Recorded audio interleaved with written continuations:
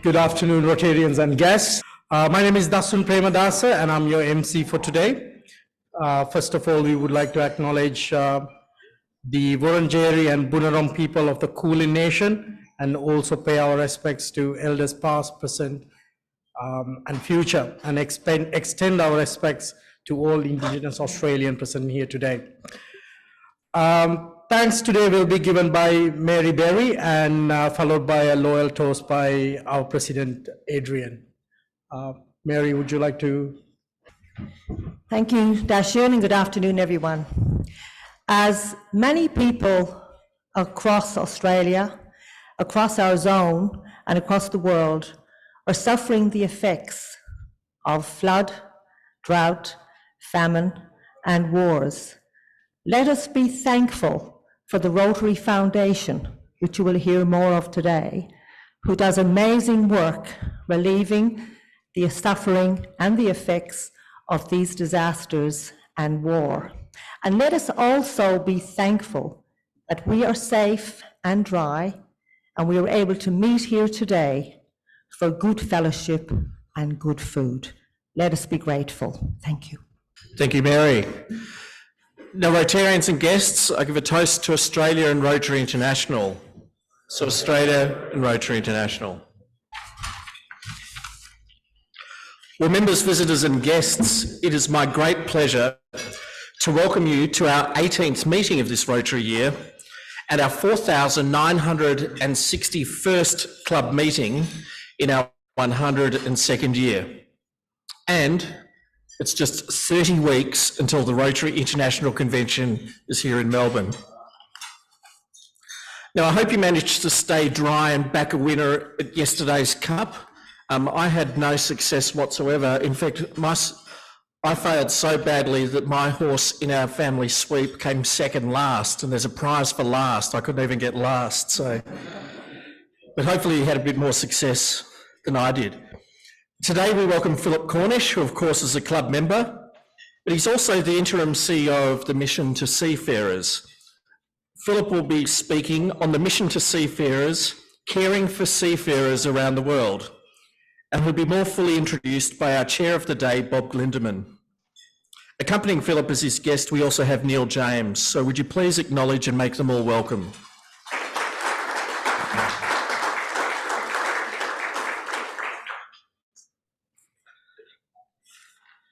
Now, joining us today at our invitation, we have Larry Lunsford, who's the Rotary Foundation trustee from the Rotary Club of Kansas City Plaza, Missouri, USA. Accompanying Larry is his wife, Jill, and supporting them is past District Governor Bronwyn Stevens. We'll be hearing from Larry shortly. Also visiting, we have past District Governor Dennis Shaw, who has just been appointed a trustee of the Rotary Foundation from 1st of July 2023. And our own, congratulations Dennis, and our own District 9800 Governor and club member, Amanda Wendt. So would you please acknowledge and make these visitors welcome. We have other visiting Rotarians, visitors and guests of members, both online and in person, and I invite you and your host to stand when your name is announced and ask that you please remain standing to enable the club to welcome you in a collective manner. Hosted by Richard Dent, we have distinguished visiting Rotarian Peter Garnett. Peter is Rotary Foundation Coordinator for Zone 8 and the District Chair for the Rotary Youth Leadership Award. So please stand. Also here, just hold your applause as well, please. So also here and hosted by Mary Barry, we have Betty Jo Parent from the Rotary Club of Mississauga West in Canada. We'll be hearing from Betty Jo shortly. We also have from the Rotary Club of Bangkok, John Hancock. Please stand, John. And a guest of Rotarian Peter Rogers, we have Tony Bettini.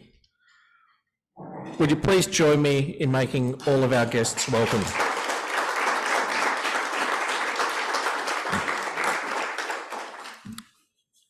Thank you. Now, first of all, I'd like to invite Rotarian Betty Jo Parent to come to the podium and briefly address the club on Rotary Youth Exchange, creating ongoing benefits. Betty's also on the host organising committee for the upcoming convention in Toronto. Oh, past, sorry. Betty was on the host organising committee for the convention in Toronto. So please, would you like to come up, Betty Jo?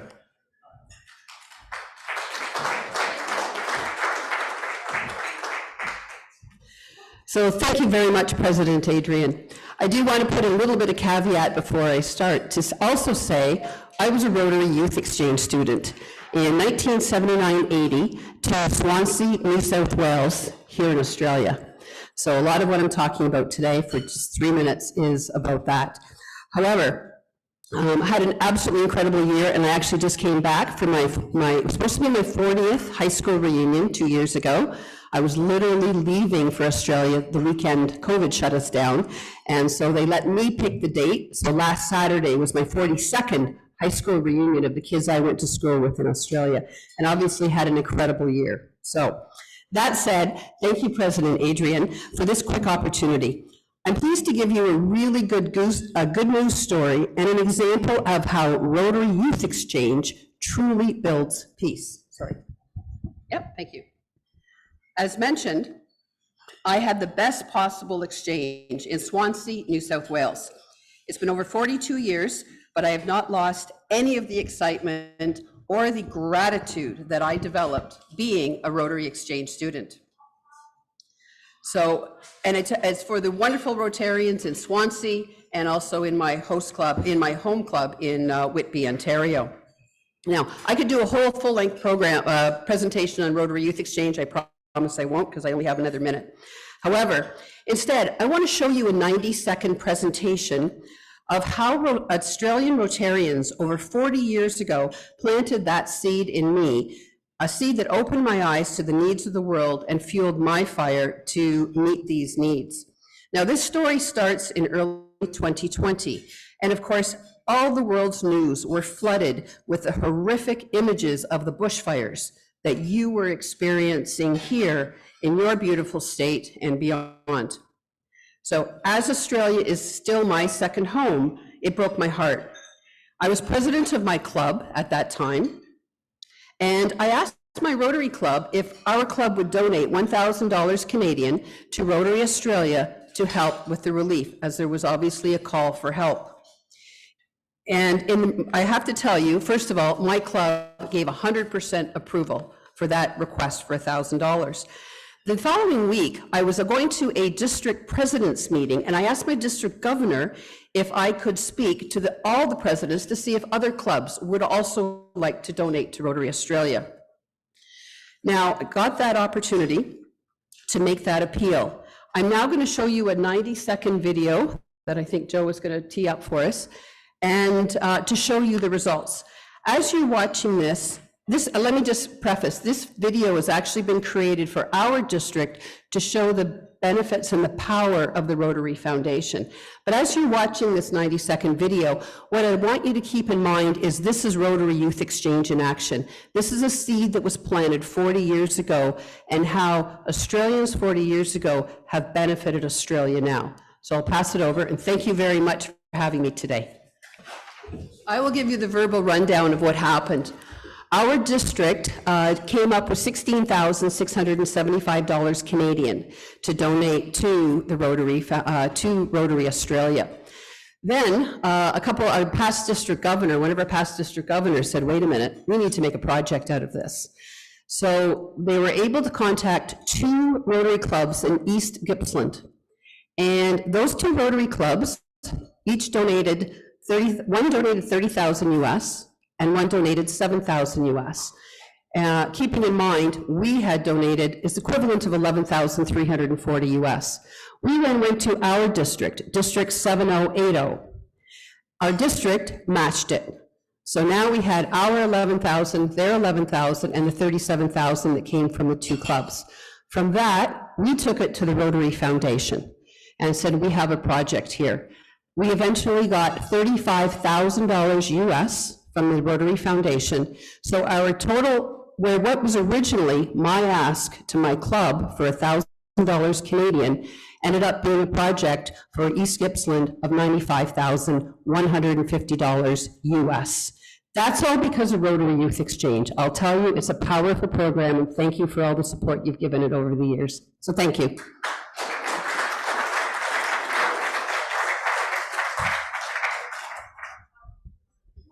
Thank you, Betty Jo. I think Joe's just going to try one more time. I know we all love technology in this room. Here we go. Many of us heard about the disastrous bushfires that impacted Australia. Rotary Australia World Community Service appealed for help from Rotarians around the world. In District 7080, Rotary Club of Mississauga West, led by Betty Jo Perron, appealed to clubs to consider donating funds to Australia Rotarian relief efforts. What started off as a small ask became a global project. East Gippsland in Victoria was one of the hardest hit areas in Australia. Through a community needs assessment, the Rotary Club in Australia identified where funds were needed to help improve farming methods, to better deal with drought conditions and ongoing mental health support for families most devastated by the fires. Led by the expertise of past District Governor Doug Vincent and the Woodstock Oxford Rotary Club, the original $11,340 US that was collected by District 7080 clubs ended up becoming a project of $95,190 US. This was through district designated funds, fund from Australian clubs, and the Rotary World Fund.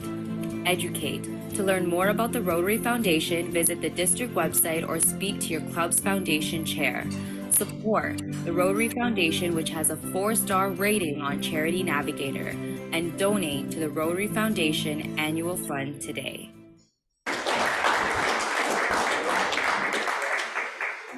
There's a lot of serendipity, I think, at today's meeting, because I'd now like to introduce to the club visiting Rotary Foundation trustee Larry Lunsford.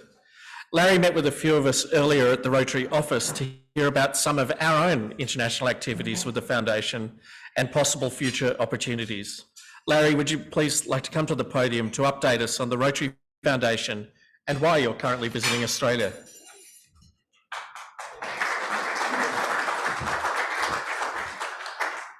Well, thank you, President Adrian, and it's a pleasure to be with you in Australia the day after Melbourne Cup Day.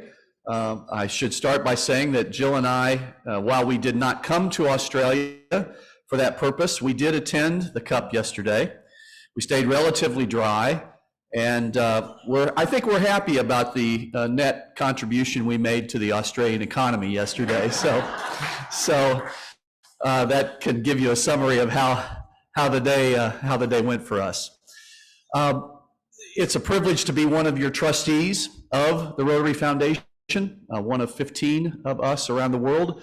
And it's a privilege equally to serve as vice chair of the trustees this year under the chairmanship of your own past Rotary International president from Australia, Ian Risley. So it's a real pleasure to be teamed up with Ian to try to lead the cause this year. I wanted to make mention very, very quickly that we're making tremendous progress in spite of a few slight road bumps with our efforts toward polio eradication. And it's really something to be here in the first meeting of the Rotary Club of Melbourne in the month of November, which is Rotary Foundation Month, to bring that reminder to you that our #1 corporate challenge, of course, is eradicating polio. It is the plan of the world, friends, that by the end of 2023, there will be no more polio cases around the world. That is the global plan at the moment, and we will do Rotary's strong part, won't we, in continuing to achieve that. I wanted to make mention of the growth of another of the areas for which Rotary is in our DNA, and that's our efforts toward peace. And of course, you would know that your great country holds one of the 5 partner universities for our Rotary Peace Center's master's program at the University of Queensland, right?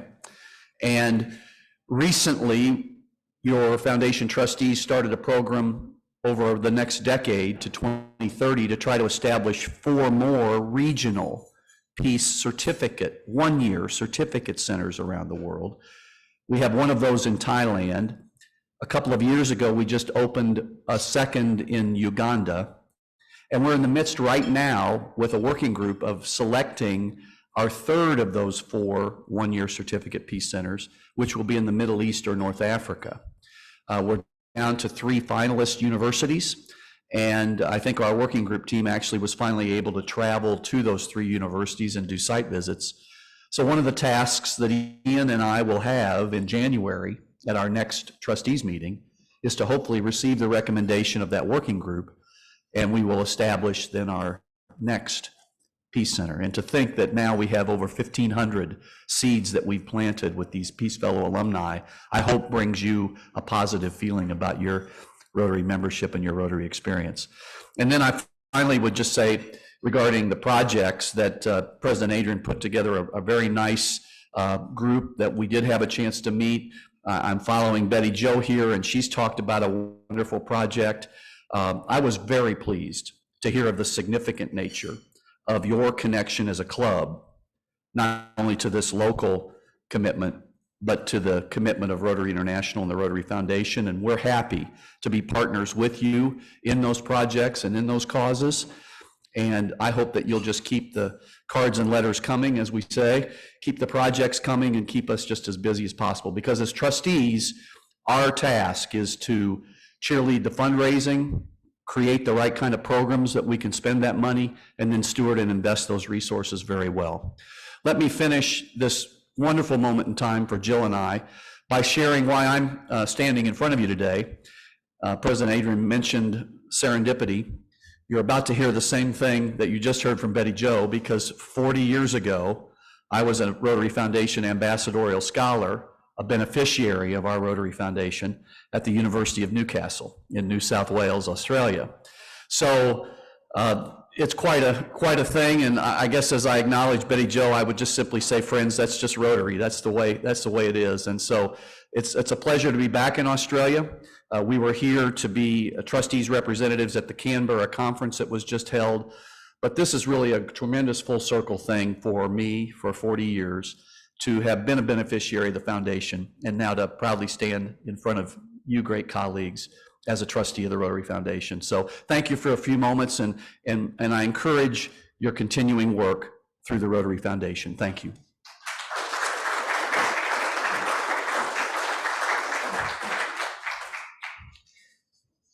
Thank you, Larry. I just have a few notices before we get on to our guest speaker.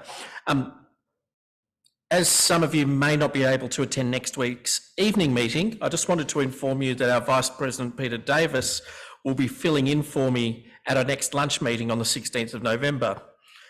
I'll be in Japan with fellow club members to celebrate the centenary of our sister club, the Rotary Club of Osaka. So I look forward, with those who are coming with me, to reporting back on our return. On serendipity, we received in correspondence this week from the East Gippsland Rotary Fire Aid a note of thanks for our work and support following the January 2020 Victorian bushfires. I'll hold that for those online. Now, Jim Orchard, who's here today, led our response with the refurbishment of caravans for temporary housing. We contributed to community rebuilding by supporting industry. And we also created a focus on mental health issues with Norman Talrid Bay heading up a project that trains health professionals in the region. So well done to our club, with the support of the district, for the great work that we've done following sort of major disaster with the fires. So well done. Yes, thank you. Just some formalities. A notice of the upcoming 101st Annual General Meeting of the Rotary Club of Melbourne Incorporated has been circulated to all club members this morning. The meeting is to be held during the regularly weekly luncheon meeting here at number 35 at Sofitel on Wednesday, the 16th of November 2021 at 1:05 p.m. Members are strongly encouraged to attend. Nominations from members for the office bearer positions close at 2:05 p.m. Wednesday, the 9th of November, that's next Wednesday, and a ballot may be conducted during the annual general meeting. onto important things, and I'm now going to draw the raffle. What colour ticket do you have, Steve? That's right. And it is B09. Well done, our guest Tony. So congratulations.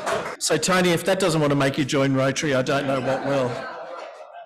But now to the business of the day, and without further ado, I call to the podium our Chair of the Day, Bob Glindemann, to take over today's meeting and introduce our guest speaker.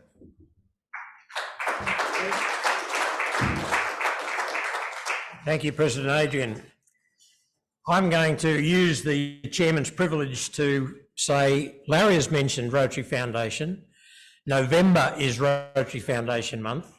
And if I don't mention Rotary Foundation month, my good colleague Sue McCarthy will come and cut my throat, because you full well know, those of you that aren't Centurion members or contributors to Rotary Foundation, you'll be hounded to make sure that you are before the end of November. So Sue will have all the paperwork next week and the following week and the week after that to make sure that we have 100% support to the foundation, because you can see the wonderful things that it does.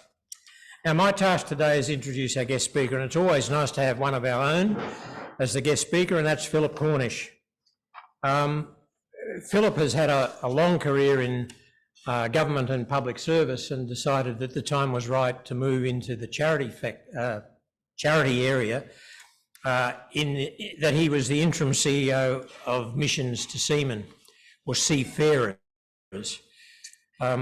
And when I was talking to Philip before lunch, he tells me that he's actually the past interim CEO, because they now have appointed a CEO for Mission to Seafarers.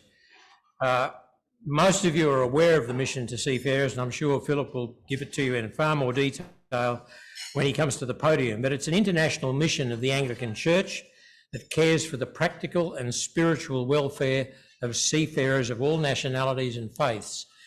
And over these last couple of years, there have been some quite challenges that those various seafarers have faced all around the world, and I'm sure Philip will touch on that as he speaks to you. So, Philip, over to you.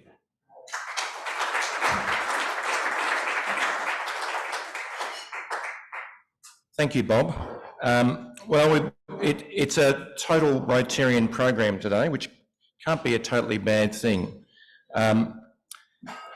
I talked when I started a job as interim CEO at the Mission to Seafarers, but I was looking after Melbourne's best kept secret in plain sight. Those of you who might know the building, it's the end of Flinders Street. It was built in 1917. It has a dome. It's in a Spanish mission style. It looks totally institutional. And whenever I talk to people about where I was working, I'd always say, I've always wondered what happened in that building. Well, can I tell you, nothing nefarious, be that good or bad, happens in that building, but hopefully a lot of good work. So the Mission to Seafarers has been in Melbourne since 1857, during that initial great gold rush period that basically built this big city. And we started off as a shipping hulk, somewhere over there on the shores of Port Phillip Bay, between Hobson's Bay and Williamstown. And initially we had two of them on the bay. We had one at Williamstown, which was actually for many years the busier port than the Port of Melbourne, and one down in the Port of Melbourne. So we consolidated those and made ourselves into one centre. And of course, we're on Crown land, we're a church agency, so no decisions happen quickly. And I think that's the only basis on which we're still standing there today.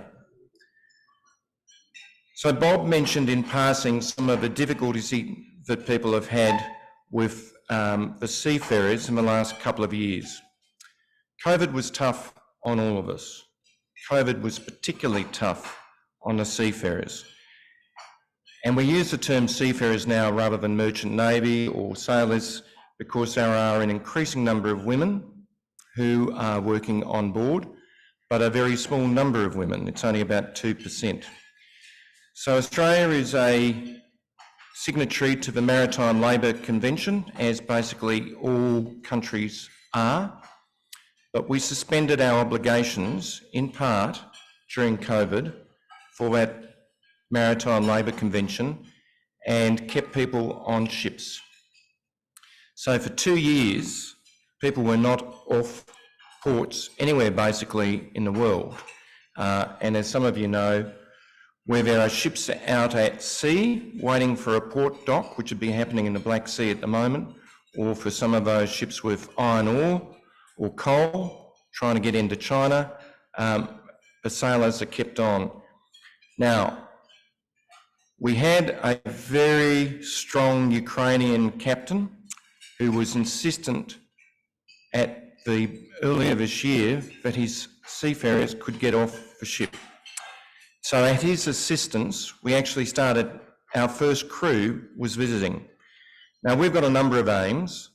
We really pick people up from the port, bring them to our institution, which is basically a bar, a club, and they have a setting.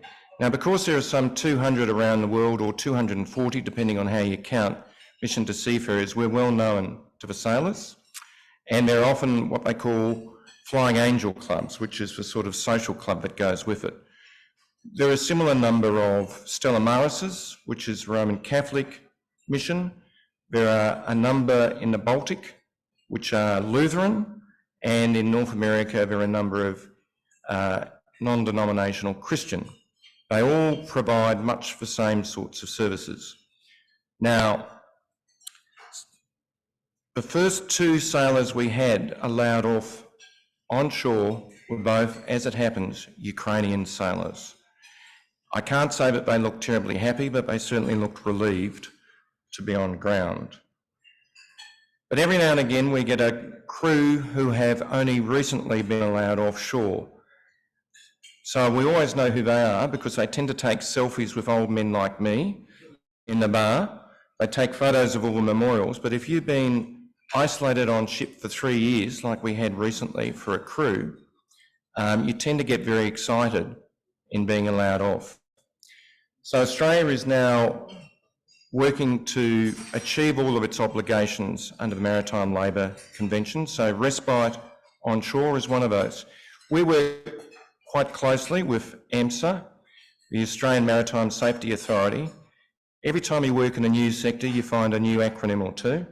So that's one of the ones we work on. And one of their obligations is to make sure that international seafarers are looked after.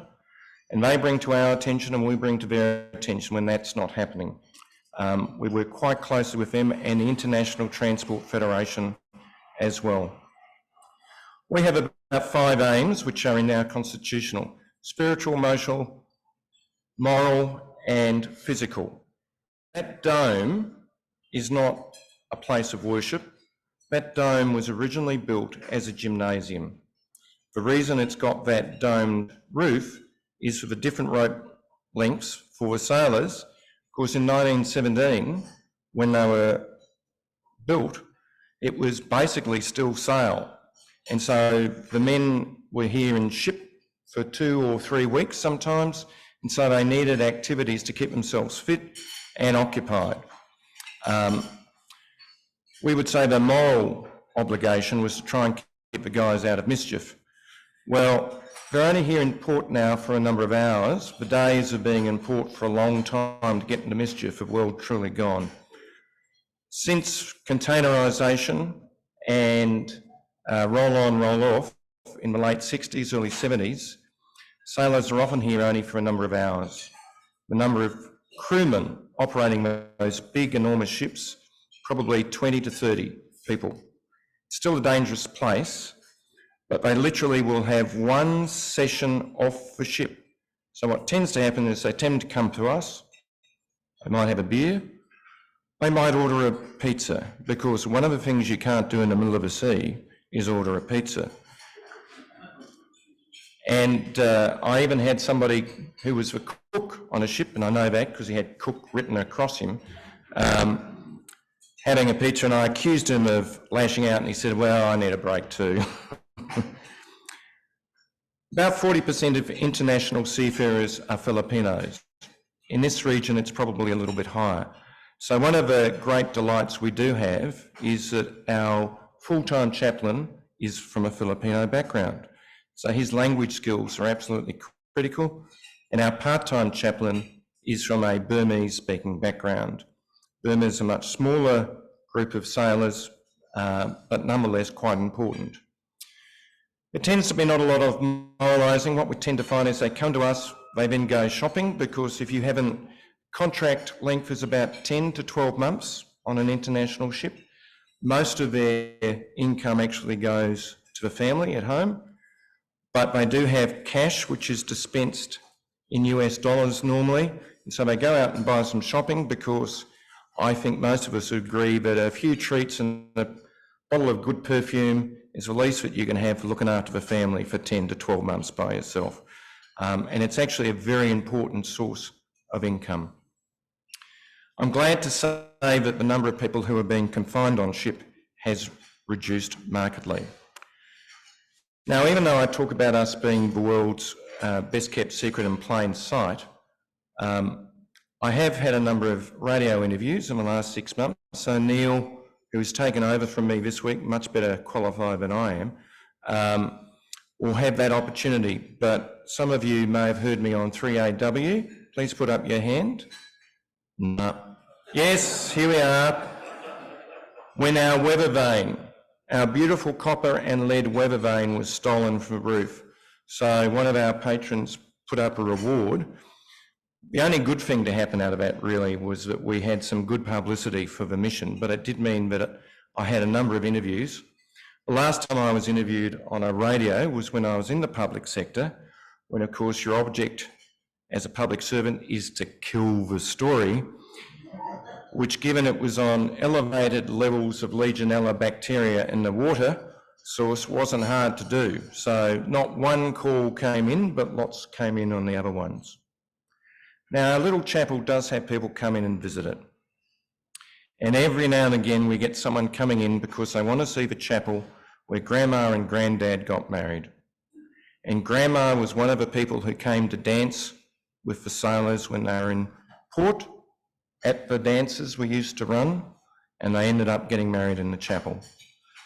So that's very important. In fact, one of our parishioners of a church I go to remembered with some fondness the opportunities to dance in the 50s when she was a boarder at Merton Hall, Melbourne Church of England Grammar School, and they were bussed down to help dance with the sailors.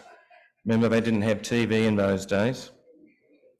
And she still, though, remembered the line being used by a Brazilian sailor on one of those evenings when he said to her that she needed to come to Brazil where the moon is full every night and love is always in the air. Nearly 70 years later, she was still chuckling about that line. Heather didn't go, like any sensible schoolgirl. But it is extraordinary how many people have had some contact with the mission. In fact, we had one of the people beforehand came up and talked to me. Has anyone got a family association with the mission at all or associated? Yeah, a couple. Yes. So 60,000 sailors still visit this port every year. Used to be more when those smaller ships, and about 10% used to come to us. We're still building up numbers. Now, a lot of our trade is point to point. You go from us to China and back.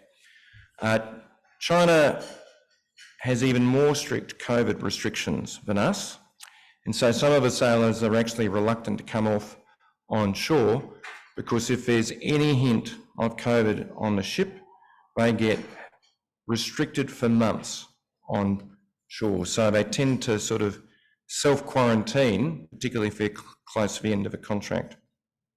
So that's a major issue. Chinese sailors tend not to come off ships in any case and are paid in yuan as opposed to most other sailors who are paid in the global currency, US dollars. So that's one of the things that we do. When we started here, we were obviously a very small organisation. But one of the groups that supported us over the years was a ladies' guild called the Harbour Lights Guild. And those were the ladies who actually built the building we're in at the moment. It was their fundraising. They built the gymnasium when they thought the guys needed somewhere to exercise. They were the ones who ran the dances, and they were the ones who built our beautiful little chapel, which for people who are into architecture, it's the same architects as built the chapel in Bishop's Court. And they must have been an extraordinary group. They were an all-age group, from children to much older ladies. But remember, when we were built in 1917, there was still a lot of conflict in the world. It is the only place I have ever worked or been responsible for where we have a gun safe. So you might wonder, why would we have a gun safe? Well, of course, in the old days, 1917, there was still a world war going, and there were still raiders making attack on Australian ships, and there are still pirates currently. There are still, we think, about 2 to 250 people killed a year who are sailors by pirates internationally on waters. So it's still an issue. We don't use the gun safe now for anything else other than post-it notes. Post-it notes in the hands of a wrong facilitator can be very dangerous, as we know. So we keep them under lock and key. Now, we tend to think that pirates are sort of something for an excuse for going, wearing a funny hat and some strong rum punch, but it is actually quite serious. Albeit, one of the events that we hire the facility out for at the moment is a pirate show, which is a burlesque show. They don't use parliamentary language, and they certainly don't use language that would be suitable for general exhibition, but it is a lot of fun, and they've been great supporters of us. But for me, it's an opportunity just to flag with people that it is a serious risk to these seafarers. 80% of basically all of what we consume in Australia is brought in by a seafarer. That crockery, that cutlery, the coffee, most importantly for us in Melbourne, all comes by an international seafarer, and we shouldn't forget the debt that we owe them. World War II, of course, there were, depending on how you count it, 40 to 70 ships sunk around Australia that were Australian flagged. We forget that, including ships torpedoed in the Bass Strait. So it came very close to home to this country. So there were thousands of maritime seafarers killed in war to keep things going. Now, in the Black Sea, of course, there's incidents going on in relation to grain trade. The Russian and Ukrainian sailors we see locally tend to get on very well. Although they're the only, I shouldn't make overgeneralisations, but they're the only group that come into our mission at 10 o'clock in the morning and have a vodka starter before going off to do their shopping for family and friends. The Filipinos tend to have a beer later in the day, but the Russians and Ukrainians, who get on quite well here, have a different habit. In the Black Sea, I understand those tensions are boiling over in some of those mixed crews. So you'd sort of expect that sort of thing to happen. Now, if you've got the opportunity to come and visit us, please do so. The bar is actually part of a way that we subsidise ourselves. We don't receive government funding, albeit we help the government achieve its obligations under the Maritime Labour Convention, and we feel that we should have some funding. So it's our social events. Even if you're married, get married again, hold a wedding reception with us, do a renewal of vows, we'd appreciate it. So Bob has 1 foot on the stage, and I'll step off now. Thank you.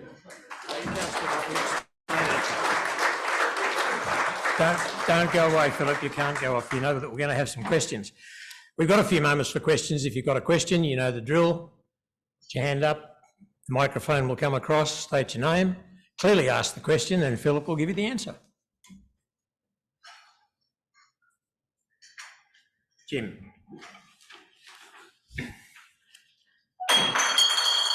Oops. It's not one of the seafarers. Obviously a vodka starter. Thanks, Philip. I think you mentioned that the seafarers have a 18-month contract? 10 months. 10-month contract. Do you have a sense of how many of them do multiple contracts and how much time they would spend at home between contracts? And perhaps also, my understanding is that Filipinos make up a lot of the crew, but then the sort of officers, there's a captain and maybe a couple of officers on each ship. What's the sort of ethnic mix of those perhaps? Is it Filipino or something else? What tends to happen is there's a 3-month break in contracts. So people go back to home and stay for 3 months, paid, and then pick up another contract. They're very reluctant to make too much trouble because obviously your next contract depends on it. In relation to the officers, they're a mixed bag. Tends to be a lot of Eastern European, so Romanian, Russian, Ukrainian. I've got to say the women seafarers I've seen have tended to be officers, first mate, second mate, third mate, and sometimes stewards. Different background. The largest group of female seafarers that I can recall seeing were brought by the captain's wife. Some of the captains bring their spouses on board, and it was an Indian crewed ship, and they had 6 female seafarers. Normally it's only 1 or 2. So that was quite different. I understand in Mediterranean waters it's slightly different because trips tend to be slightly shorter hops, contracts are slightly shorter, and it's a bit easier to combine family responsibilities with that sort of mix. But yeah, it's different. It's all right, the penis drunk.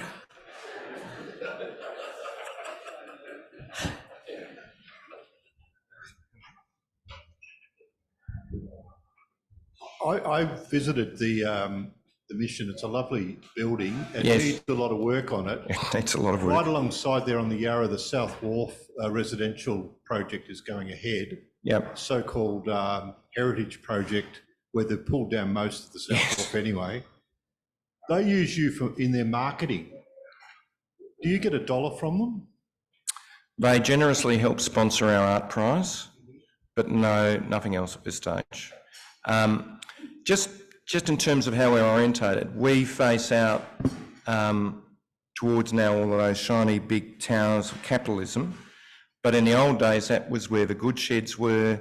That was where the carpenters, the shipwrights, the little businesses and the sailors' homes were all on that side. So we actually faced where the action is.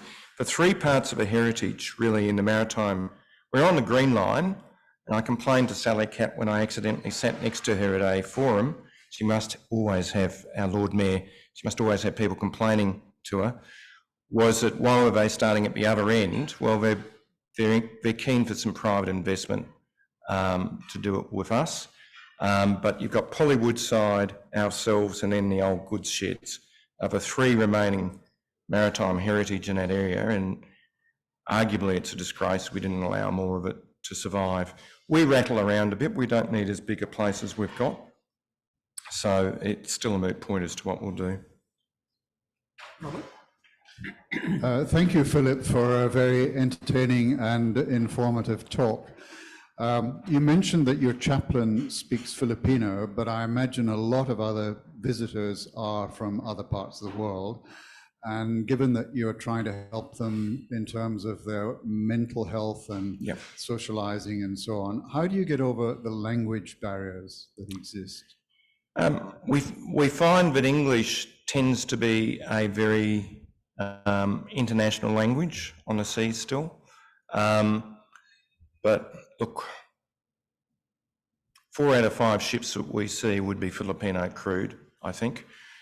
The English crews, the old days of coastal sailors manned by Australians on the ships have long gone.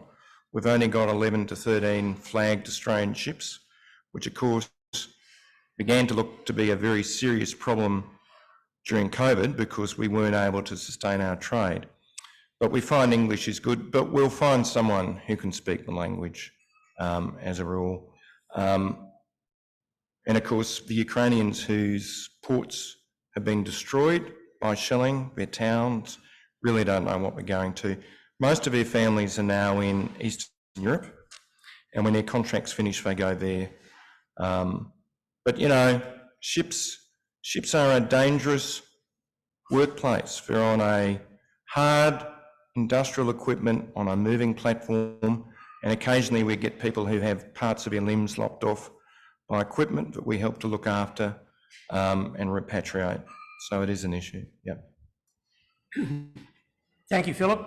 I think that brings us to the end of the questions. And oh, Mary, I beg your pardon. Oh. Mary has a question, quick. Yeah, well, this will be the best save till last, Mary, I bet. Oh, thank you very much, Bob and Philip. My question is, we hear about flagged and unflagged ships, and you've mentioned flagged a few times. Are there a huge difference in the conditions on both types of ships, and which one is predominant at the moment? Huge difference in conditions. Some people would argue that the Australian Maritime Union of Australia has actually done itself out of a job because conditions are so good for Australian sailors. I'm not sure that's true, but certainly compared to other crewed ships, they run at a loss. So the conditions are quite substantially different. Virtually, look, there are thousands of Australian ships come to Australia and 11 are Australian flagged.